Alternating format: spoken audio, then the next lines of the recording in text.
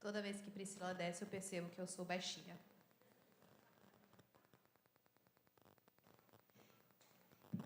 Queridas, antes de entrarmos no assunto de hoje, que é um assunto... Som. Que é um assunto difícil, que só dão um tema fácil, né, pra gente.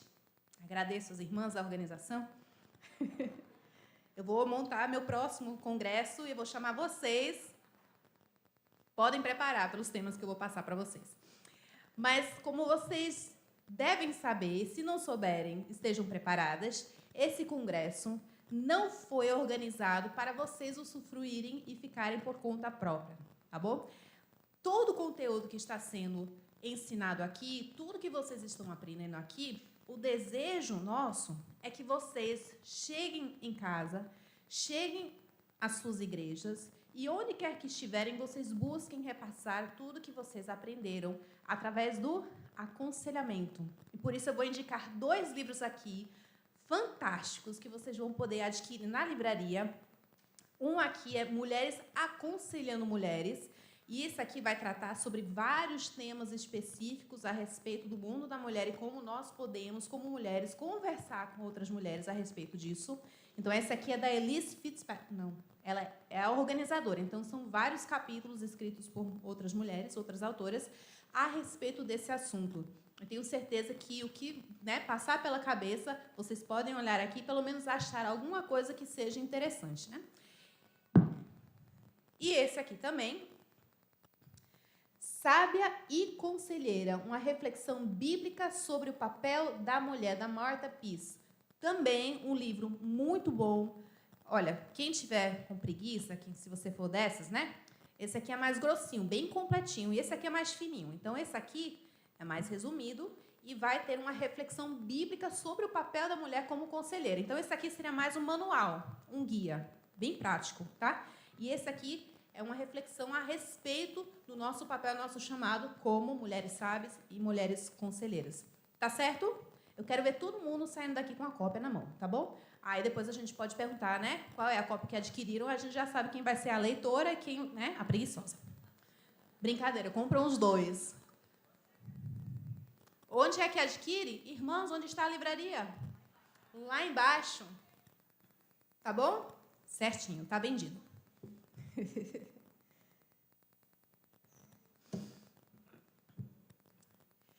Queridas, como filha de pastor, eu estou acostumada a ter minha vida usada em pregações para ser exposta na frente da igreja inteira, né? Ilustração de sermão.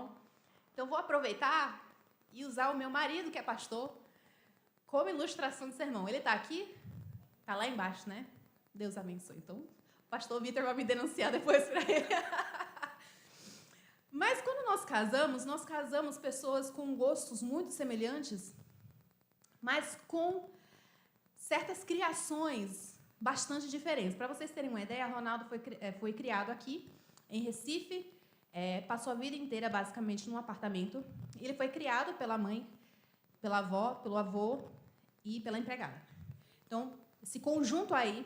E na casa dele, uma das coisas que mais se valorizava era a comida.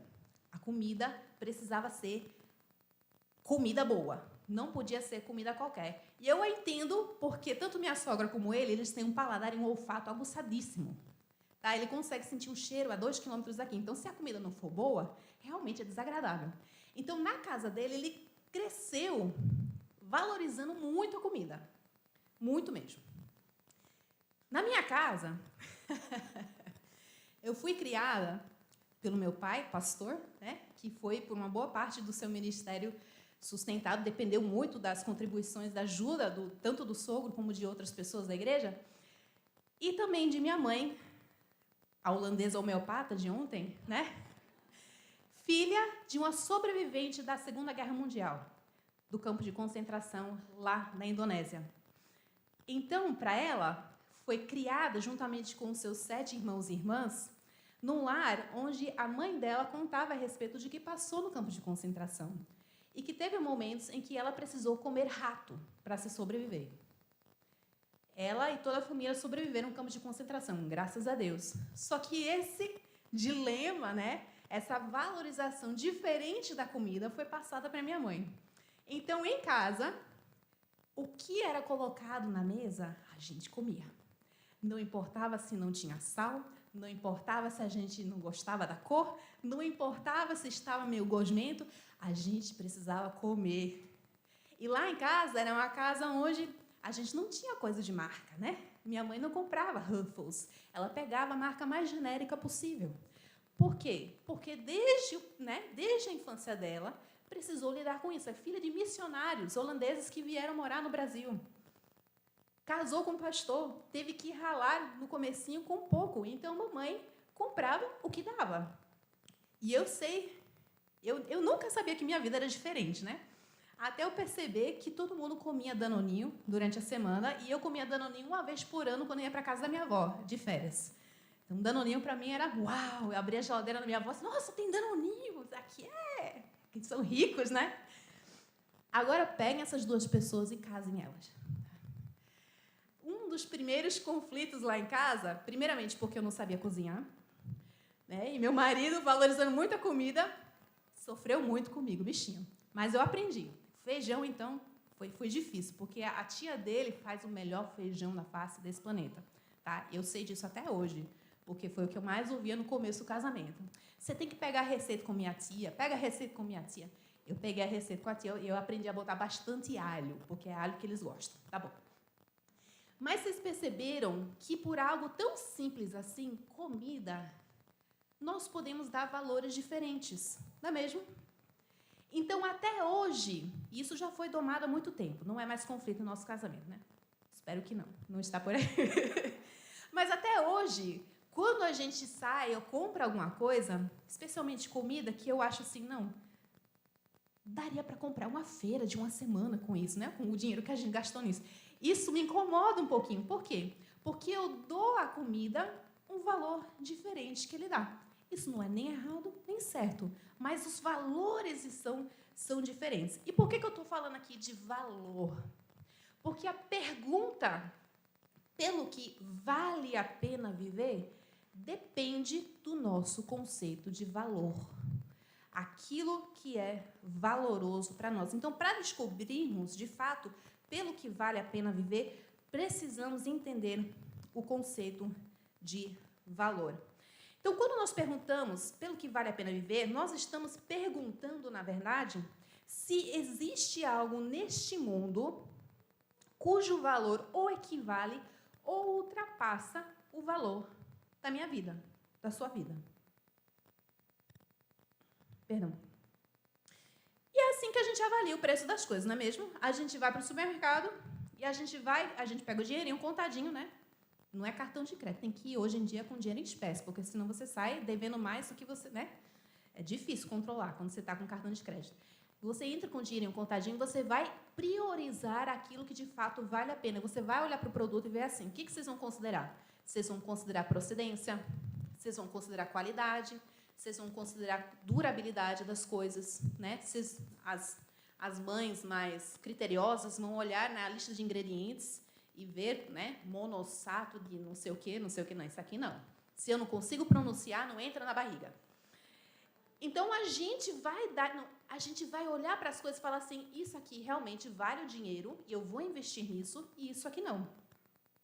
Mas antes mesmo de avaliarmos o valor das coisas que nós vamos comprar, com que nós vamos gastar o nosso dinheiro, nós precisamos primeiro entender o valor do nosso dinheiro. E a gente bem sabe, na economia que nós vivemos hoje, que o dinheiro, ele perde o seu valor, não é mesmo? Aquilo que a gente comprava há 20 anos atrás com R$1, né? Um chocolate, né, 99 centavos, hoje está por R$2,50. Né? A gente vai para a padaria, antigamente eu ia para a padaria, o troco dos meus pais eu conseguia comprar uma balinha, né? Um sonho de valsa. Hoje em dia não. É R$1, não consigo comprar nada. Meus filhos, eu fico com essa tendência de querer dar R$1 para os meus filhos e eles olham para mim e dizem, mãe, isso aqui não compra nada. R$1, o que é isso, mãe? O que é R$1, mãe? Então, O dinheiro desvaloriza com o tempo, quer seja por pandemia, quer seja por crises globais, quer seja por inflação. Nós sabemos que o dinheiro vai desvalorizando, então vai alterando. Então, para nós podermos entender primeiro se vale a pena gastar dinheiro naquilo que nós queremos comprar, nós precisamos entender o valor do dinheiro. E não apenas pelo valor em si, mas o quanto nós trabalhamos para conquistar aquele dinheiro, não é mesmo? Porque aquele filho que recebe o dinheiro de mão dada gasta sem pensar. Mas o pai e a mãe que trabalham suados para ganhar aquele dinheiro sabem muito bem o valor daquele dinheiro e vai brigar quando a criança chega gastando toda a mesada dela com um jogo de videogame. Né? Um joguinho de videogame. Minhas filhas recentemente me pediram para comprar maquiagem virtual no aplicativo. Eu falei, filhas, isso aqui não passa nem no rosto, você vai passar no rosto de uma boneca e vai gastar R$30 por isso. Ela, sim, mamãe, é isso que nós queremos. Não entendem o valor de R$30. R$30 não dá nem para comprar um hambúrguer, né, hoje em dia.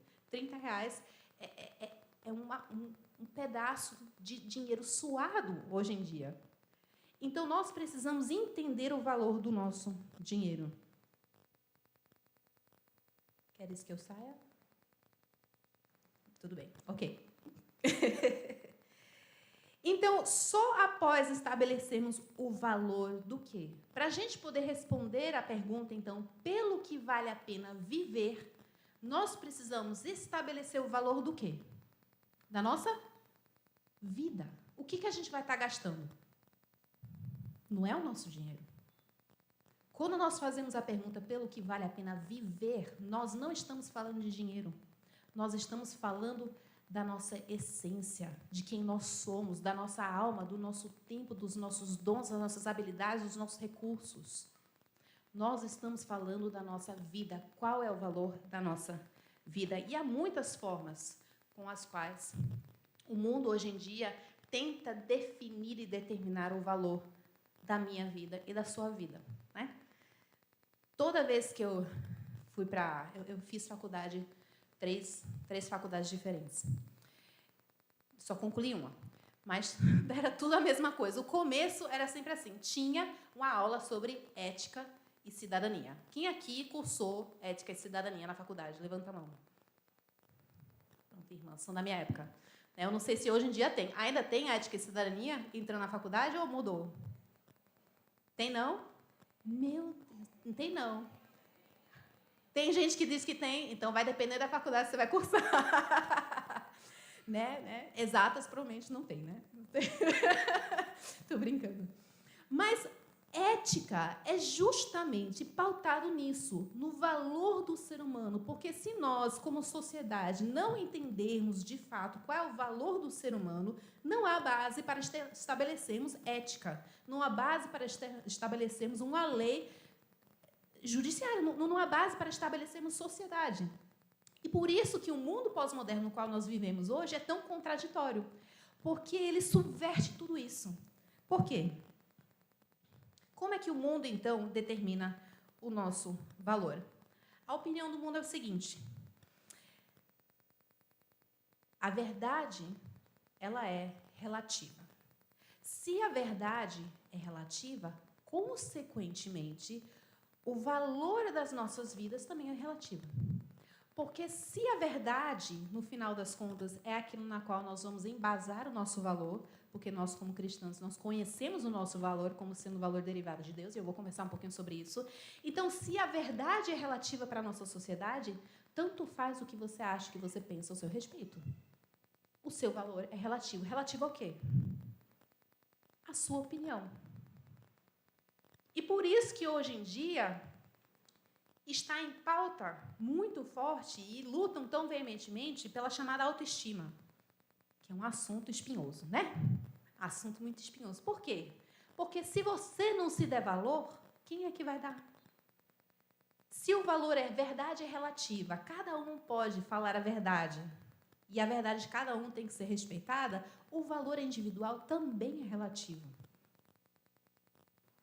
E se o valor é relativo ao que eu penso ao meu respeito, é bom que eu pense muito bem ao meu respeito, porque se eu não me der valor, ninguém mais vai dar. Não é isso mesmo? Na frase do Instagram, né? frase que você posta no Instagram é: se você não se der valor, ninguém mais vai dar. Só você pode se dar o que você merece. Não é mesmo?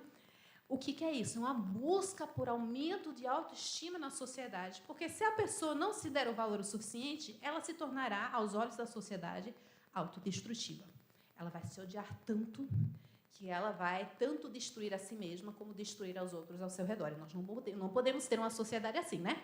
Então, qual é o alvo disso aí? Nós precisamos que as pessoas comecem por si mesmas, dar valor a si mesmas, porque senão a sociedade vai cair aos frangalhos. Né? Nós não conseguimos sustentar. Vocês perceberam como é frágil uma sociedade que depende da opinião individualizada e relativa de cada pessoa? E eu vou dizer mais uma coisa, como é difícil isso, porque isso entra num curto-circuito. Se o seu valor pessoal depende da sua opinião, sua visão sobre si mesma, de onde vem o valor da sua opinião? Porque se você, por si mesma, não tiver nenhum valor, a sua opinião não importa. Sua opinião também não vai ter valor. E a sua opinião só terá valor se você já tem valor por si mesmo. Vocês deu para entender isso? Se a única coisa que te dá valor é o que você pensa a respeito de si mesmo, é o seu autoestima, como você se enxerga, como você se valoriza, o que você pensa ao seu respeito, de onde vem essa opinião? De você. O que dá valor a essa opinião? Não é o seu próprio valor? Né? É assim, né? A minha mãe sempre me falou como educar meus filhos. Mas eu não vou dar valor à opinião da minha mãe, eu vou dar valor à opinião da Simone. Porque eu valorizo Simone. Porque a pessoa da Simone, ela é, para mim, não estou falando de realidade, não, viu? Só estou dizendo uma situação hipotética. A pessoa de Simone é mais valorosa para mim do que minha mãe. Minha mãe, né?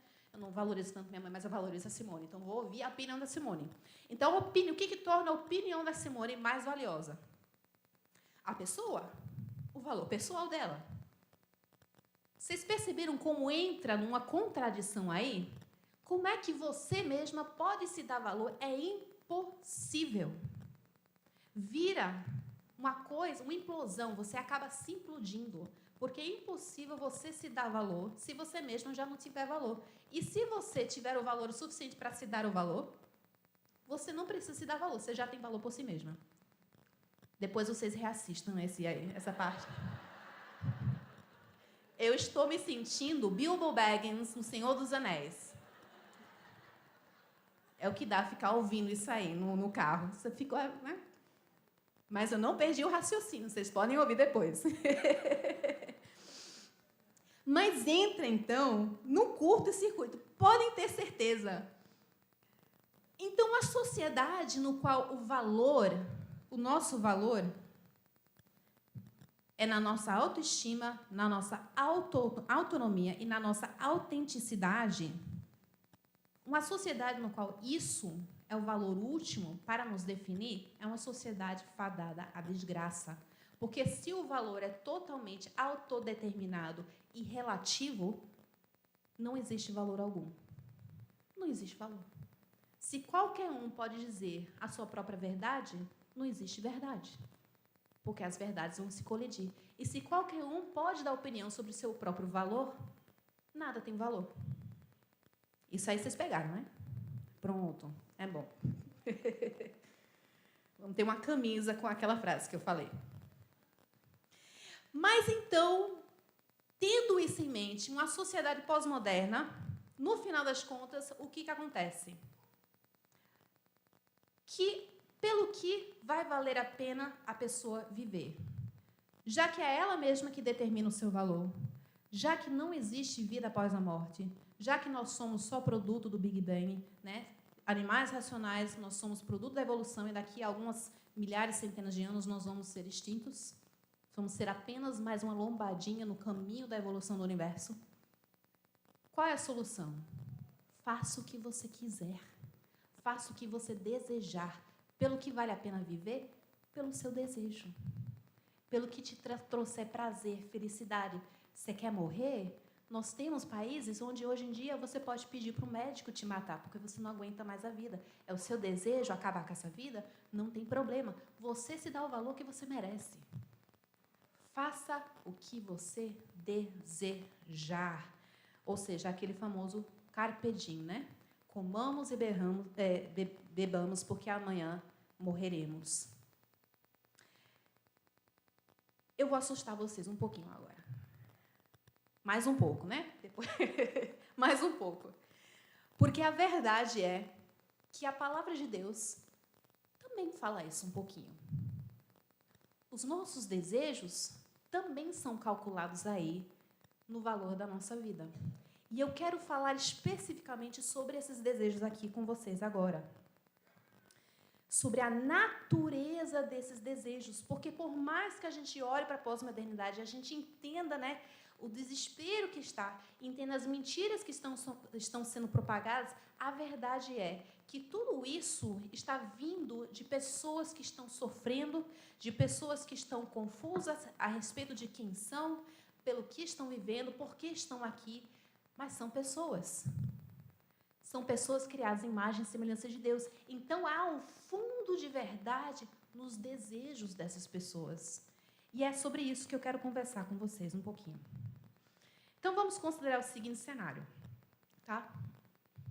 A minha filha mais nova é uma formiga. Né?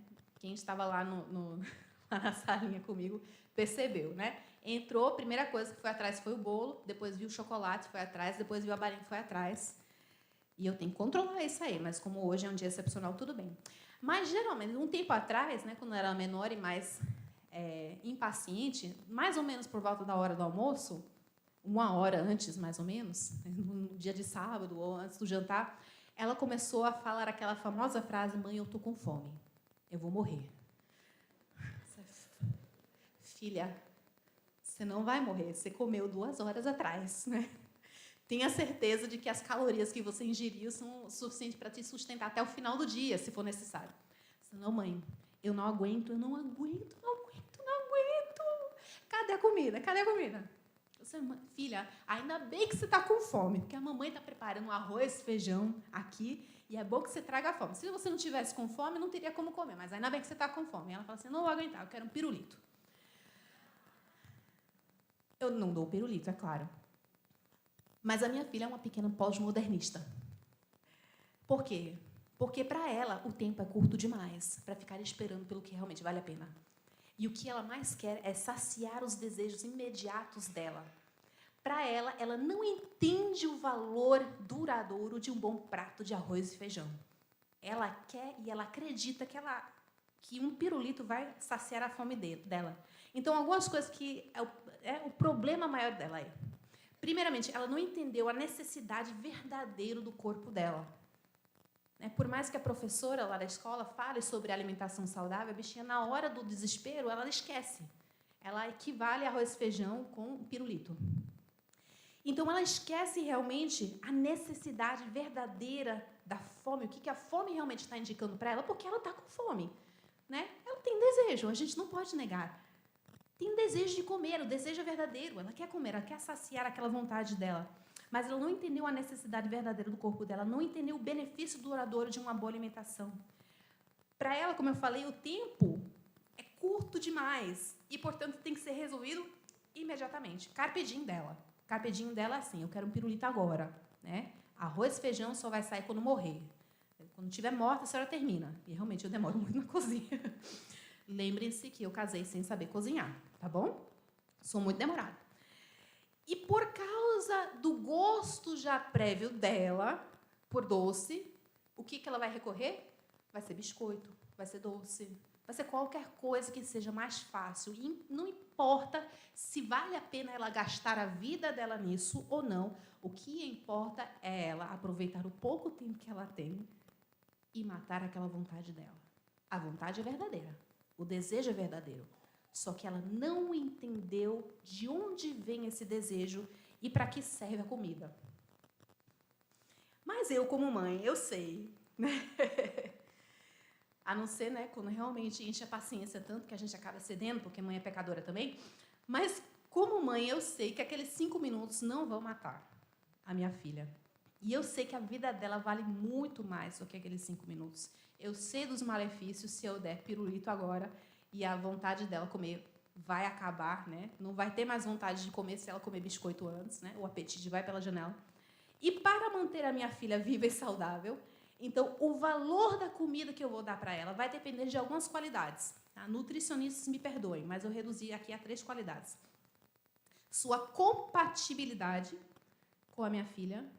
Então, por exemplo, se sua filha, seus filhos tiverem intolerância à lactose, o valor de um bom mingau vai ser nada para a criança, porque vai fazer a criança passar mal, né? Eu não vou dar comida de gato para minha gatinha, para minha filha, porque ela não é gato. Então, tem que ser uma comida compatível. O valor da comida para minha filha vai depender da compatibilidade para com ela. Segundo, da qualidade, né? A comida pode ser compatível, um arroz e feijão bom, mas se estiver estragado, se tiver mais malefício do que benefício, não vale a pena. A longo prazo, não vai prestar para ela. E terceiro, durabilidade. Né? Essa comida, ao longo prazo, vai ser benéfico para ela? É algo que eu posso, né, dar para ela de uma forma que vai sustentá-la e vai ser benéfico para ela? Então, eu vou considerar o valor da comida com a qual eu vou alimentar os meus filhos nessas 3 perspectivas. A Rendrica tem mais, não tem problema, mas eu vou falar sobre esses 3. E eu queria, então, falar sobre esse desejo. E talvez eu seja alegórica demais aqui, use essa analogia demais. Mas eu acho tão bonito, porque a Bíblia é tão poética. Há tanta poesia na Bíblia, há tantas referências e analogias e ilustrações maravilhosas que elas se casam de uma forma muito bonita. Porque o nosso Deus é um Deus que gosta de nos mostrar visualmente aquilo que quer nos ensinar. Nós somos como pequenas crianças para Ele. Não há forma melhor de nós entendermos se não for através de ilustrações. Então, vamos começar com uma coisinha bem básica, né? Lá em Gênesis 2, verso 7. Lá em Gênesis 2, verso 7, diz o seguinte: E o Senhor Deus formou o homem do pó da terra e soprou-lhe nas narinas fôlego da vida. E o homem se tornou alma vivente ou ser vivente, dependendo da sua tradução. Alma vivente. Alma vivente, em hebraico, nefesh hayah, significa alma, significa literalmente aqui desejo, anseio, fome, apetite. Tanto é que em vários outros lugares onde aparece essa mesma palavra, ela é até traduzida como garganta. Essa palavra é traduzida como garganta. E isso eu pego emprestado do livro de Jonas Madureira, tá? Não porque eu estudei hebraico, que eu não sou pastora que nem meu marido, não fui para seminário, mas pegando emprestado lá do livro maravilhoso Inteligência Humilhada, ele fala sobre como a garganta é como nossa referência à nossa barriga. Quando a gente está com fome, a gente põe a mão aonde? Na barriga. Eu estou com fome. Né? Naquela época, eu estou com fome. A garganta, por onde a comida passa. Né? Por onde a gente engole seco, quando a gente está com sede, quando a gente está com fome, a gente está com vontade de comer, de beber alguma coisa. Então, aqui está dizendo literalmente que nós somos, basicamente, desejo ambulante. Nós somos desejos com 2 pernas, 2 braços. Não é apenas que nós temos desejo, mas nós somos, em essência, desejo. Nós somos criados para desejar. Então, o desejo em si não é algo errado. E o desejo vai fazer o quê? É maravilhoso, porque o desejo, ele promove o movimento. Uma pessoa que não tem desejo nenhum neste mundo é uma pessoa extremamente passiva, uma pessoa extremamente parada, tá? O que te acorda no domingo de manhã para você vir para a igreja, tá? É que um desejo do seu coração superou o outro. Então, seu desejo de ficar dormindo na cama não era tão grande quanto o seu desejo de adorar ao Senhor. Você estava com vontade de continuar dormindo, eu sei, né? Você foi dormir muito tarde, 1h da madrugada, estudando a palavra de Deus. Ou assistindo o dorama. Vocês vão achar que eu sou contra dorama. Não sou, não, tá? Eu acho maravilhoso. Eu assisti um pouquinho. Então, estão perdoados. Mas nós somos movidas por desejo. O desejo é o que nos tira do lugar e nos faz com que vocês cheguem até aqui e sentem nesses bancos. Vocês estão aqui porque desejaram agradar uma pessoa, porque realmente não queriam estar aqui, mas vocês queriam agradar uma pessoa, né? Desejaram, né, que a pessoa pensasse bem sobre você, você bateu a foto, daqui a pouco você vai embora, mas pelo menos cumpriu o seu desejo. Ou porque vocês realmente desejavam receber conhecimento, palavra de Deus, estar entre as irmãs, um desejo que foi, então, levado até as últimas consequências. Então, desejo é bom. Desejo faz com que a gente trabalhe, e a gente foi criado para trabalhar. Desejo faz com que a gente levante o bumbum da cadeira e vá até a geladeira para ver se tem comida. Desejo é o que move a gente até o berço de madrugada para acalmar o nosso filho, porque o nosso desejo é dormir e fazer a criança sossegar, né? Nosso desejo é o que nos move. E veja só, se nós somos desejo, isso significa uma coisa muito importante a respeito de nós. Quando a gente deseja alguma coisa, nós conseguimos saciar esse desejo por conta própria? Nós precisamos de alguma coisa externa a nós. Não é mesmo? Para eu matar a minha vontade de brigadeiro, como grávida, eu preciso ir até o meu marido, que faz um brigadeiro maravilhoso. Eu falei para você que ele valoriza a comida boa e, portanto, o brigadeiro dele não é brincadeira, tá? É com cacau em pó, né? 90%. O meu é horrível, eu queimo o meu brigadeiro, mas o brigadeiro dele é maravilhoso. Meu desejo vai me levar até uma fonte externa para que eu obtenha algo para me saciar. Então, eu, por mim mesma, sou vazia. Eu, por mim mesma, sou vazia. Isso é uma coisa tão básica de se entender, não é mesmo, gente? Eu perguntei para os meus filhos, gente, quando vocês estão com fome, a barriga de vocês está cheia ou vazia? Tá? Ah, ok. A barriga está vazia. Se eu passo vontade, é porque eu estou satisfeita ou insatisfeita? Insatisfeita. Então, nós, por nós mesmos, somos seres vazias. Nós somos seres vazias, perdão. É a gravidez. A gente culpa tudo na gravidez, né? Nessa época. E por isso é tão maravilhoso quando a gente lê, por exemplo, lá em 2 Coríntios 4:7, quando Paulo fala, temos, porém, esse tesouro em vasos de barro para que o poder extraordinário seja de Deus e não nosso. Ora, se um vaso de barro já estivesse preenchido, não poderia conter o tesouro precioso que é o poder de Deus em nós. Então, nós somos criados para contermos algo muito maravilhoso, muito mais valioso do que nós de fato somos. O nosso valor, portanto, queridas irmãs, não é nosso. Nós não definimos nosso próprio valor. O nosso valor é um valor derivado de Deus. E a Bíblia fala isso, que nós somos criadas em imagem e semelhança de Deus. Nós somos um reflexo. Queridas, se nós somos desejo, então nós precisamos de algo para satisfazer esse desejo. Se nós somos fome, nós precisamos de alimento. E é isso que vai nos mover. É isso que vai nos mover. A fome, o desejo, o anseio, o desconforto, até mesmo a dor de barriga. É graça de Deus que vai indicar de verdade a nossa verdadeira ansiedade. A nossa verdadeira necessidade. Imagine, gente, vocês não têm ideia como seria a vida se a gente não sentisse fome. Vocês já imaginaram? A gente continua precisando comer, mas se a gente não sentisse fome ou vontade de comer, o que aconteceria com a gente? A gente sentaria e morreria de fome. A gente não perceberia a nossa verdadeira necessidade.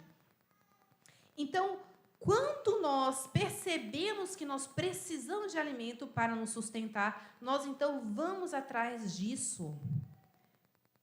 Mas o único alimento que vai, de fato, sustentar a nossa alma vazia, desejosa, vai ter que chegar aos pés daquilo que eu dei como as 3 qualidades. Quais eram as 3 qualidades? Compatibilidade, qualidade e durabilidade. Agora, eu tenho uma pergunta para vocês. A alma de vocês, ela é passageira ou ela é eterna? Então, qual deveria ser a durabilidade do nosso alimento? Eterno. Pelo que vale a pena viver? por aquilo que é eterno. E eu vou roubar a frase que Paulinha falou anteriormente, né? O que o C.S. Lewis falou. Tudo que não for... Está aqui, ó. Tudo que não é eterno é eternamente inútil. C.S. Lewis falou, usei até a camisa para combinar. Não combinei com a irmã, mas tudo que não for eterno é eternamente inútil, porque não há compatibilidade, não há durabilidade e provavelmente não há qualidade para as nossas almas. Qual o problema? Adão e Eva estavam andando com Deus, sendo saciados, né, vivendo pelo que de fato valia a pena viver, que era serem saciados por o único que poderia matar a fome deles, que era quem? Deus. Vivendo por Deus, agradando a Ele. O próprio Jesus fala, né? Os discípulos perguntavam, né? Nós trouxemos comida. E Jesus fala, não preciso comer, não. Aí eles perguntaram, será que ele comeu? Né? Será que alguém trouxe alguma coisa para ele comer? Mas ele falou assim, o quê? Que o meu pão é fazer a vontade do meu Pai. Era aquilo que matou a vontade, a fome, o desejo dele. Então, Adão e Eva viviam nesse mundo maravilhoso. Até que Eva olhou para o fruto e o desejo dela se desviou para algo de menor compatibilidade, de bem menor durabilidade e de péssima qualidade. E qual foi o problema disso aí? Nós somos, por causa dessa queda, nós somos desvinculadas da fonte da nossa saciedade. E o mundo foi, então, lançado num turbilhão de opções nessa vida para tentarmos matar esse desejo, porque o desejo não deixou de existir. Lembrem-se, vocês são desejo. Não é que vocês tinham desejo, agora passaram a ter outros desejos. Vocês continuam tendo o mesmo desejo, sendo o mesmo desejo. Nós continuamos precisando do mesmo alimento. Só que o que nós fazemos? A gente quer o pirulito. A gente não quer Deus. Não quer Deus, porque se a gente quiser Deus, a gente vai ter que perder a nossa autonomia, a gente vai ter que perder a nossa autoestima, sim. A Bíblia diz que a gente tem que morrer e odiar a nossa própria vida. Então, isso não é autoestima, não, nos olhos de hoje em dia. A gente vai ter que abrir mão da nossa liberdade, entre aspas, de escolher o nosso próprio valor, de definir quem nós somos, de decidir o nosso propósito na vida. Nós não queremos Deus porque não queremos que ninguém mande em nós. Não queremos que ninguém fale para a gente. Não, você precisa cuidar dos seus filhos, você precisa prezar pela vida dos seus filhos, porque seus filhos são eternos, são almas eternas. Não, eu quero ganhar dinheiro.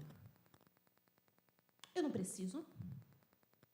Não precisava, mas eu quero ganhar dinheiro. Então, eu só preciso vê-los 1 hora por dia. Não preciso de mais nada. Eu entrego as almas eternas deles para qualquer outra pessoa cuidar. Porque o que importa mais para mim é ter poder de compra, é ter limite no cartão. Pelo que vale a pena viver.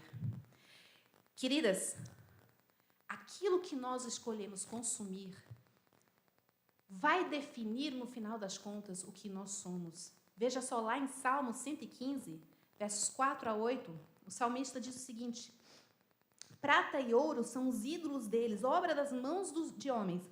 Tem boca e não falam, tem olhos e não veem, tem ouvidos e não ouvem, tem nariz e não cheiram, suas mãos não apalpam, seus pés não andam, som nenhum lhes sai da garganta. Tornem-se semelhantes a eles os que o fazem, quanto neles confiam. Você se torna parecido com o seu ídolo, aquilo que você ingere. E eu posso trazer essa analogia para a vida prática também, né? Aquele alface que você comeu ontem virou parte de você.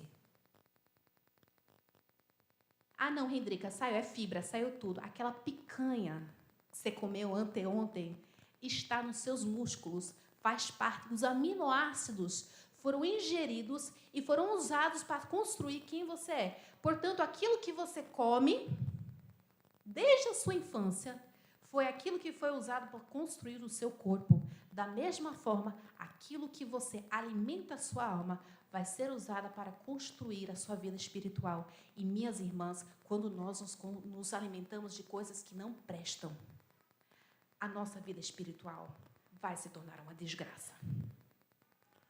Quando nós vivemos por aquilo que não vale a pena viver, quando nós trocamos nossa vida, que tem valor eterno, por causa da criação de Deus e por causa do sacrifício de Jesus pela nossa vida, quando nós trocamos o nosso tempo precioso, os nossos olhos, as nossas mentes, os nossos ouvidos, o coração com o qual o Espírito Santo está trabalhando, quando nós trocamos isso por algo que não presta, irmãs, nós estamos desperdiçando dinheiro, nós estamos desperdiçando a nossa alma. Eu perguntei para o meu filho vindo para cá: filho, se você me oferecesse o teu sapato aí, qualquer um que estivesse estragado, fedido, né, sujo, que não prestasse, e você falasse assim, perguntasse, quanto é que vale isso aí? Você falasse R$1 milhão.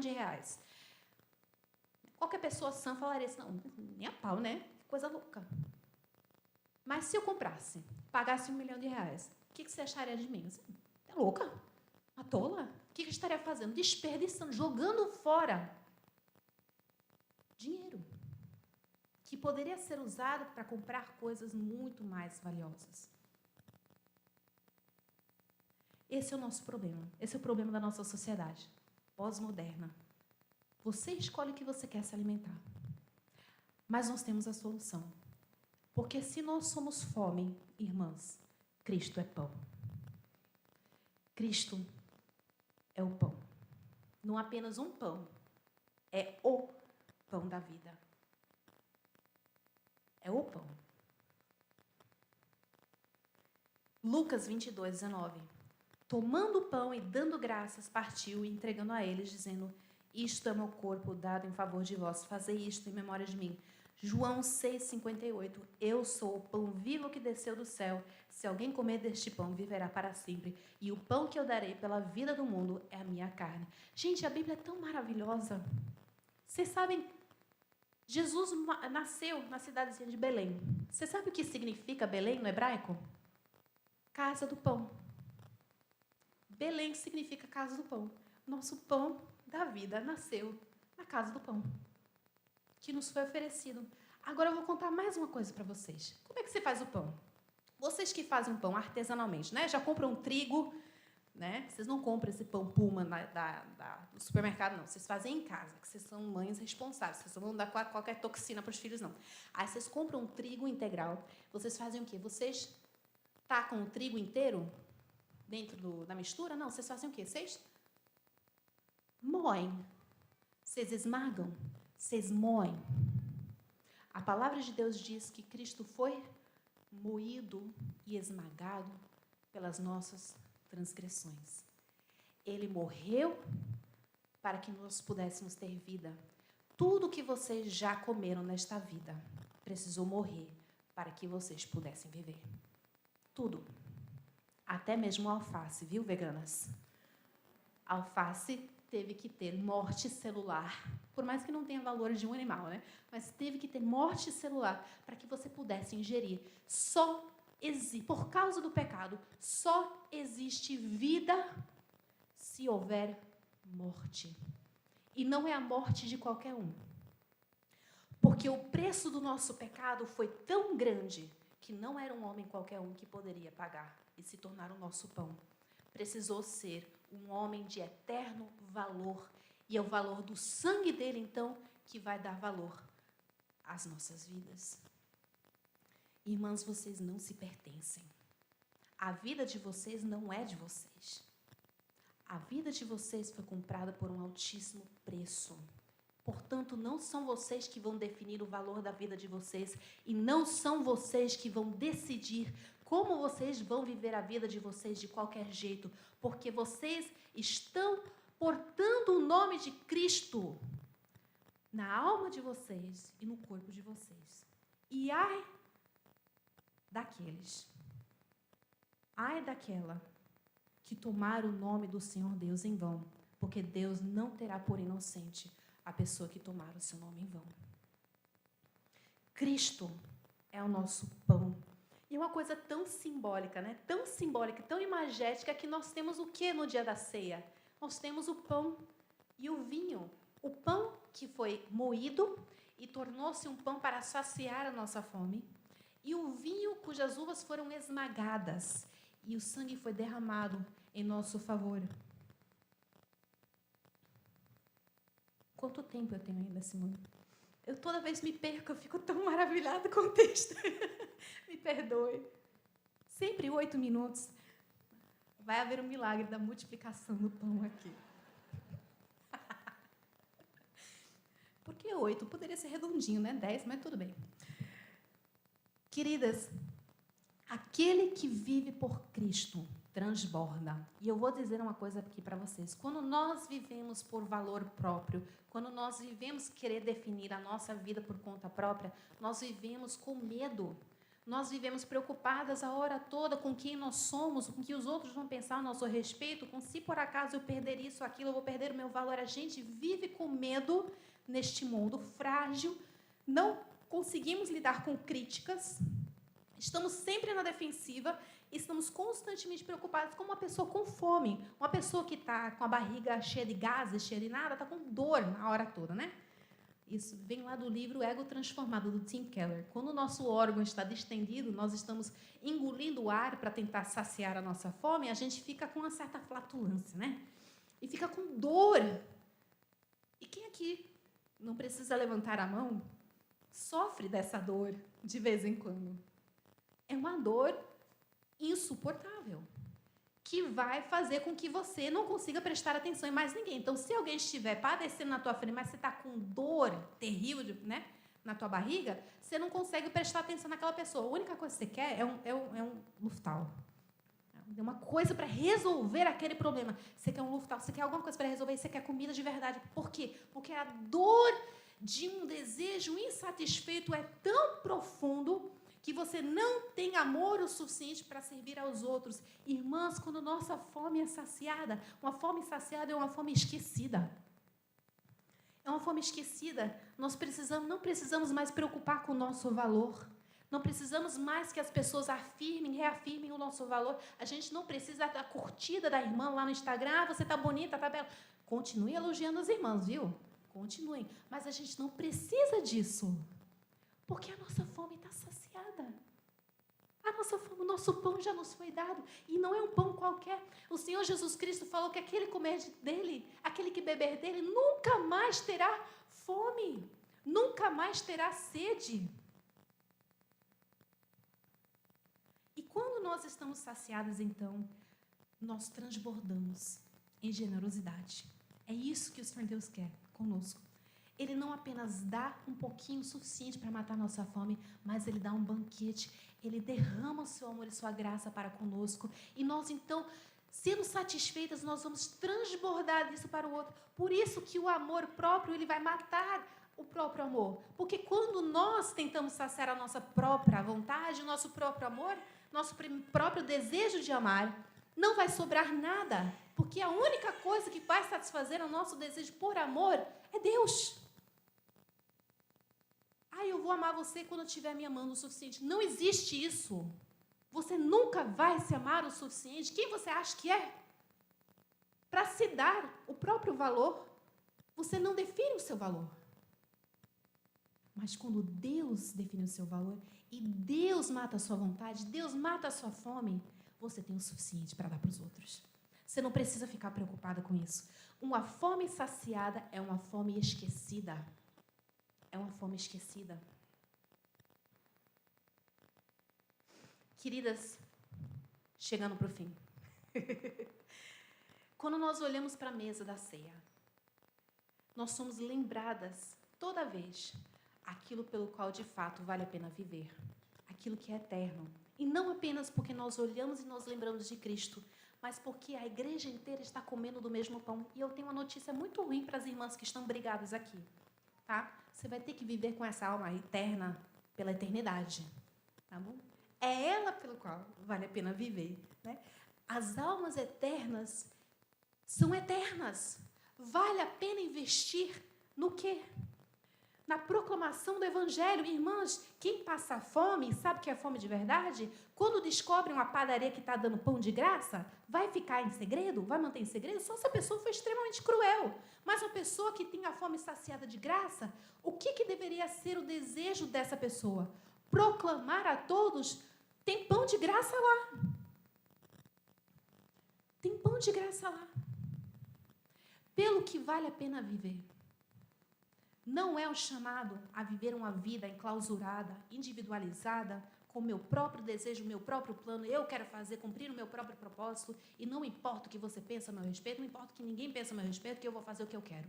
Não é isso. É um chamado à comunhão. Porque o que vale a pena não é aquilo que o ladrão rouba, não é aquilo que a traça consome, mas as almas ao seu redor que são eternas. Então, mamãe, ame o seu filho. Esposa, ame o seu marido. Irmã, ame a sua família. Irmãs, ame a igreja, que é noiva de Cristo. Mães de pet, ame os filhinhos também. Cristo não veio para morrer, para salvar cachorro.